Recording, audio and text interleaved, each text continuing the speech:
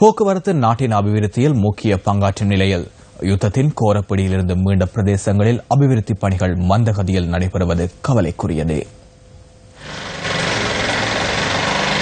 மட்டக்களப்பு படுவான்கரை பிரதேசத்தில் காணப்படும் வீதிகளின் நிலையே இது.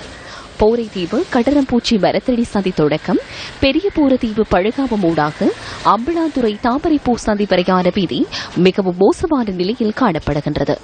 வைத்தியசாலை, பாடசாலை, தபால் நிலையம் உள்ளிட்ட இடங்களுக்கு செல்வதற்கு நாளாந்தம் சுமார் 100க்கும் மேற்பட்டவர்கள் குறித்த வீதியினை தமது அன்றாட தேவைகளுக்கு பயன்படுத்தி வருகின்றனர். இந்த வீதியானது குன்றும் குழியுமாக காணப்படுவதால் தினந்தோறும் பல்வேறு இன்னல்களுக்கு மத்தியில் தாம் பிரயாணிப்பதாக பிரதேச மக்கள் தெரிவிக்கின்றனர்.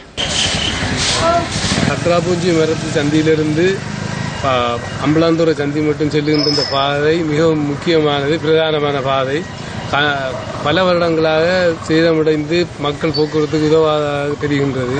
பஸ் போக்குவரத்து மற்றும் வாகனங்கள், பாடசாலைகள் செல்லும் மாணவர்கள், ஆஸ்பத்திரிகளுக்கு செல்கின்ற நோயாளிகளை எல்லாம் கொண்டு செல்வது மிகவும் கஷ்டமாக இருக்கின்றது. இந்த தாமரைப்பூ வரையிலான சந்தி பிரதான வீதியானது குன்றும் குழியுமாக உள்ள நிலையில் வாகனங்கள் செல்வதற்கு மிகவும் கஷ்டமான நிலையில் உள்ளது. இதில் ஆம்புலன்ஸ் வண்டிகளும் வைத்தியர்களை ஏற்றிச் செல்லும் வாகனமும் செல்வது மிகவும் கஷ்டமான நிலையில் உள்ளது.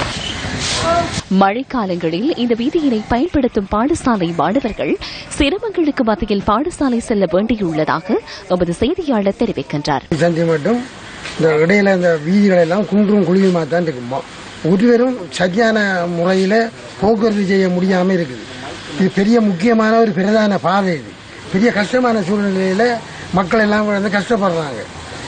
இந்த வீதி தொடர்பில் உரிய அதிகாரிகளிடம் பல தடவைகள் சுட்டிக்காட்டிய போதிலும் இதுவரையில் எவ்வித நடவடிக்கையும் எடுக்கப்படவில்லை என பிரதேச மக்கள் அங்கலாய்க்கின்றனர். தேர்தல் காலங்களில் வாக்கு கேட்டு வரும் அரசியல்வாதிகள் இந்த வீதியை பயன்படுத்துகின்ற போதிலும் வீதியின் நிலை தொடர்பில் அவதானம் செலுத்தாதது வேதனைக்குரியதே.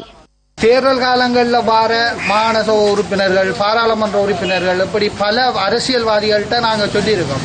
தேர்தல் காலங்களில் அதை திருத்தி தரம் பாரம் என்று சொல்லிட்டே போவாங்க. அவங்களும் பாதிக்கிற பிரதான வீதி